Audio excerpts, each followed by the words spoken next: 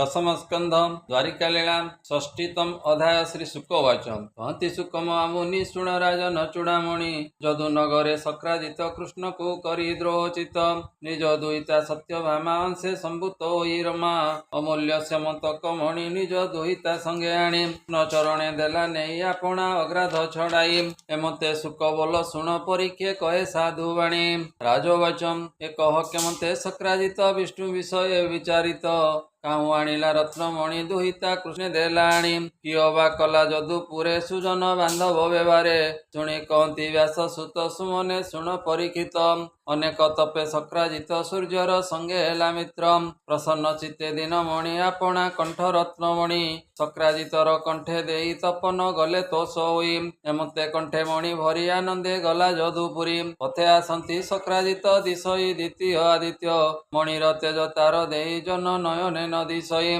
चाहिले चक्षु तेज नासे केही न रहे तार पासे देखी सकले पलाइले गोविंद निकटे मिलिले अभय पद्म पादे पड़ी कहती बेनी कर जोड़ी अक्ष खेलते भगवान जने वचने अवधान जने कहती जोड़ी कर भनाथ शुण चक्रधर पद्मलोचन नारायण अनादि संसार कारण भनाथ तोर पद्म पाद दर्शन रवि कला सदम गगने अच्छी देह धरी मर्त्य प्रत्यक्ष विजय करी हेमंत तेज भगवान चाहिले खंडई नयन नाथ जगत ठाकुर सकले तोहर किंकरम देवे तोहर पद्म पादे सेवंती मुख्य फल सदे ए जदु कूले तू संभूत शुणी सानंद छायाकांत देखिव बोली तो चरण तुझे अनादि नारायण बोलंती सुख महामुनि जन वचन कृष्ण शुणी पद्मलोचने चाही असी कहती जन को आश्वासी भगवान वाचम से नुहे प्रभु दीननाथ वर लविला सक्राजित तपे आदित्य सेवा करी आसई मणि कंठे भरी मणि किरण रवि प्राय तुम्भे नकर किछि भय हेमंत कही भगवान अक्ष क्रीडारे देले मन मन्त सक्राजित गला निज भुवने विजय कला नित्य उत्सव तार घरे देव मंदिरे विप्रवरे मणि निवेशी निज घरे आनंदे गला से भितरे मणि ताहार देव घरे नित्य पूजन विप्रवरे शुण राजन साधुवाणी तार भुवने रविमणि सुवर्ण अष्टभार नीतिमणि शरीर प्रसरती दुर्भिक्ष शत्रु भय नाही अशुभ फल न लागई सर्प बेहात आदि रोग नुहंती भुवने संजोग नित्य पूजंती रत्नमणि तहि नथांती माया प्राणी हेमंते गला दिन केते शुण राजन एक चिते दिनेक प्रभु गोपीनाथ पुरे अणाई सक्राजित कहती प्रभु चक्रपाणी उग्र सेन को दिह मणि ଏହା भुवने नाही धन ए मणि पूजु किछि दिन शुणी गोविंदर वचन भाळई सक्राजित मन दिनकु दिन अष्टभार सुवर्ण भंडारे मोहरम केमते देखी रत्नमणि हेमंत भाली होई तुनि अर्थ कामुक लोभ आसे पड़िला धन मोह पासे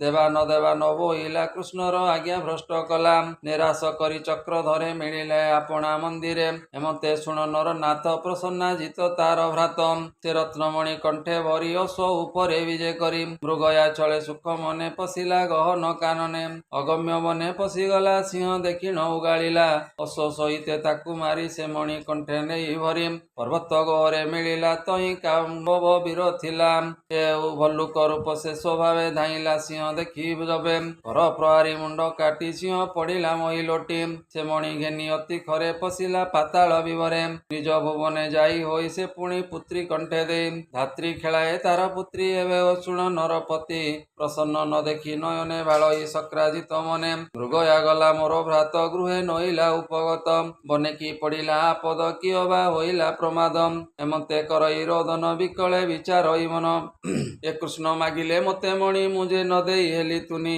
से अबा मते माया कला प्रसन्न मारी मणि नेला से कथा शुणी सर्वजने मिली कहती करने करने गोविंद कले एड़े कर्म लोकरे सुभिला अधर्म विषम लोक अपवाद शुणी पाइले मने खेदम ए लोक अपवाद अपमान मुझे करी समाधान संगते घेनी सर्वजन बने पशिले भगवान बने बुलंती बनमाली प्रसन्न हतस्थाने मिली अश्व सहिते बने पड़ी देखी चकित नर हरि बोइला मला एके मते देखिले सिंह पाद घाते पाद निरेखी जनार्दन थकाए गले घर वन गिरी निकटे नारायण देखिले सिंहर मरण चकिते प्रभु नर हरि सिंह मरण अनुसरी देखिले भलुक चरण संभ्रमे मिली सर्वजन भलुक पाद चिन्ह चाहि चलती अंगुली देखाई पुणी केतेक दूर गले चरण पड़ी अछि बिले से बिल घर अंधकार देखि बोल ବୋଲନ୍ତି ଦାମୋଦର।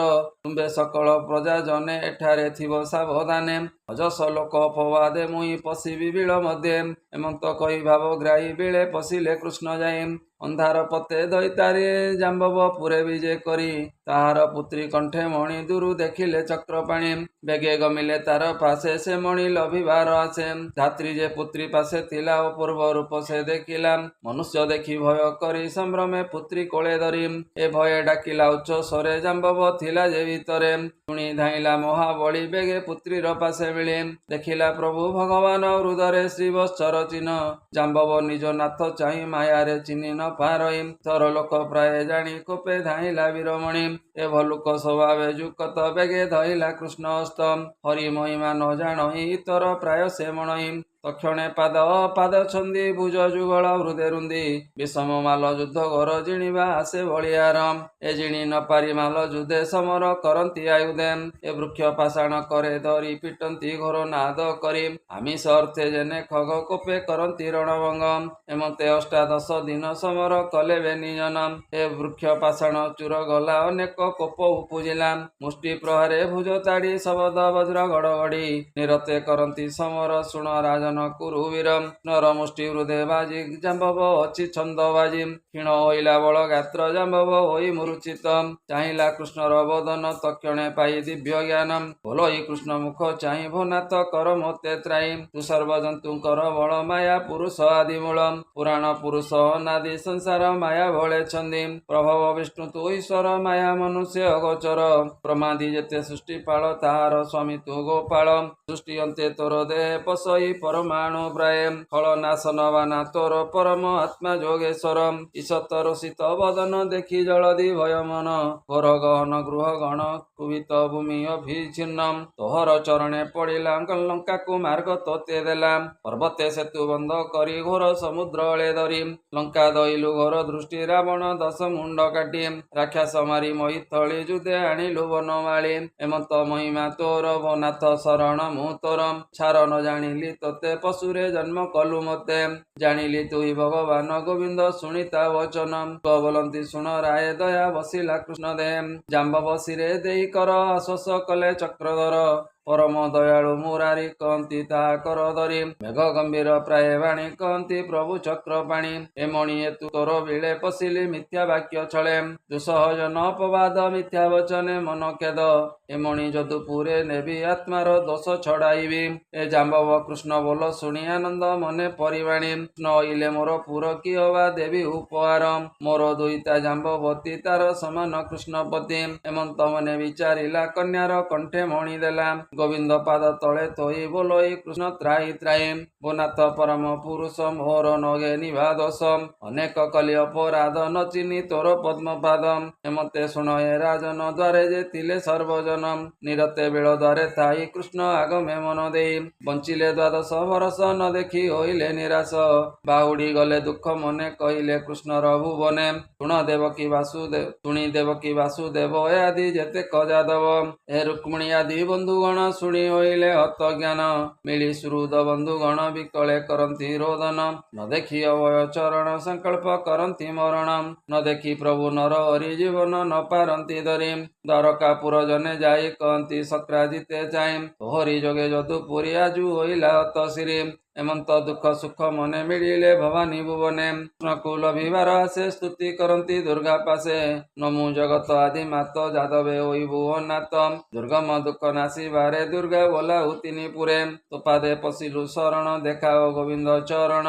ଯଦୁଙ୍କ ଦୁଃଖ କର୍ଣ୍ଣେ ଶୁଣି କହନ୍ତି ଶମ୍ଭୁର ଗରଣୀ। କେହି ନ କରି ଆଉ ଶୋକ ଦେଖିବ ଶ୍ରୀକୃଷ୍ଣଙ୍କ ମୁଖ। ହେମନ୍ତ କହୁ କହୁ ଜନେ ଗୋବିନ୍ଦ ମିଳିଲେ ଭୁବନେ। କନ୍ୟା ସହିତେ ଭଗବାନ ଘେନାଇ ଅମୂଲ୍ୟ ରତନ। ହରସେ ପ୍ରଭୁ ଚକ୍ରଧର ବିଜୟ କଲେ ନିଜପୁର। ଦେଖି ସାନନ୍ଦ ସର୍ବଜନେ ମିଳିଲେ କୃଷ୍ଣ ଦର୍ଶନେ। ମୃତ୍ୟୁ ପୁରୁଷ ଜନେ ଆସି ଚାହାନ୍ତି କୃଷ୍ଣକୁ ଆଶ୍ୱାସୀ। କନ୍ୟା ସହିତେ ଦାମୋଦର ପ୍ରବେଶ ଆପଣା ମନ୍ଦିର। ତକ୍ଷଣେ ସକ୍ରାଜିତେ ଆଣି କହନ୍ତି ପ୍ରଭୁ ଚକ୍ରପାଣି।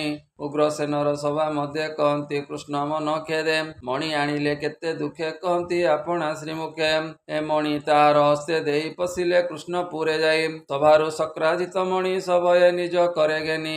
ଅତି କ୍ରୀଡ଼ାରେ ଅଧମୁଖେ ପଥେ ଚଳଇ ଅତି ଦୁଃଖେ। ମନେ ତାପିଲା ଅନୁତାପ କୃଷ୍ଣ ଚରଣେ କଲି ପାପ। ଦିନକୁ ଦିନ ମନେ ଖେଦ ଭାଳଇ କୃଷ୍ଣ ଅପରାଧ। ନିରତେ ଭାଳଇ ବିଷାଦେ ଦ୍ରୋହ ମୁଁ କଲି ପଦ୍ମପାଦେ। ଏ ମତେ ଆତ୍ମତୋଷ ଜୀବ ଗୋବିନ୍ଦ ପ୍ରସନ୍ନ ହୋଇବ। ଲୋକେ ବୋଲିବେ ମତେ ଭଲ ତେବେ ଯେ ଜୀବ ଆତ୍ମସବ।